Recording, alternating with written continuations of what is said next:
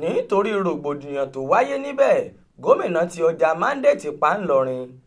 Ìjọba ìpínlẹ̀ Kwara lábẹ́ ìṣèjọba gómìnà Abdulrahman Abdulrasaq ti pàṣẹ kí wọ́n ti ọjà mandate tó wà lágbègbè Adéwọlé nílùú Ìlọrin nípínlẹ̀ Kwara pa látàrí rògbòdìyàn tó bẹ́ sílẹ̀ lọ́jà ọ̀hún láàrin àwọn olùtajà lọ́jọ́ àbámẹ́ta sátidé ọjọ́ 25 oṣù yìí, èyí tó mú kí ọ̀pọ̀ farapa yánnayànna.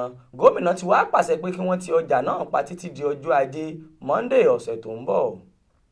Tẹ́ ò bá gbàgbé, ṣe ni ìbẹ̀rù bójó gbilẹ̀ nínú ọjà tó gbajúmọ̀ náà, ọjà mandate tó wà lágbègbè Adéwọlé ní nǹkan bí aago 8 òwúrọ̀ ní rògbòdìyàn náà bẹ̀rẹ̀. Aláròyé gbọ́ pé àwọn tó ń tajà lọ́jà náà ló mú ẹ̀sùn lọ sọ́dọ̀ àwọn ọlọ́pàá pé àwọn fura sí àwọn kan tó ń ṣiṣẹ́ nínú ọjà bíi alábàárù, àwọn tó ń gbálẹ̀ ọjà pé wọ́n ń já ṣọ́ọ̀bù lóru tí wọn yóò sì kó dúkìá rẹpẹtẹ lọ.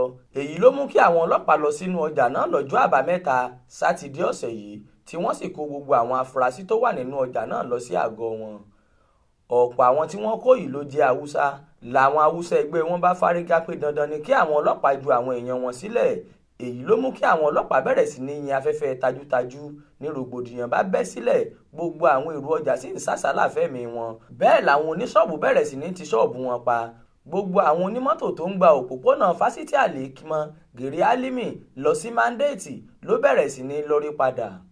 Nínú àtẹ̀jáde kan tí akọ̀wé ìròyìn gómìnà ìpínlẹ̀ Kwara ọ̀gbẹ́ni Rafiu Àjàkáyé fi síta lálẹ́ ọjọ́ àbámẹ́ta ló ti ní gómìnà Abdulrasaq ti pàṣẹ pé kí ọjà náà wà ní títì di ọjọ́ Ajé ọ̀sẹ̀ tó ń bọ̀ kí àlàáfíà lè jọba. Ibrahim Alágúnmu ló ṣàkójọpọ̀ ìròyìn fún iléeṣẹ́ tẹlifíṣàn Aláròyé online. Ismail Adéẹ̀yọ̀ ló kà á sétígbọ̀ọ́ yín.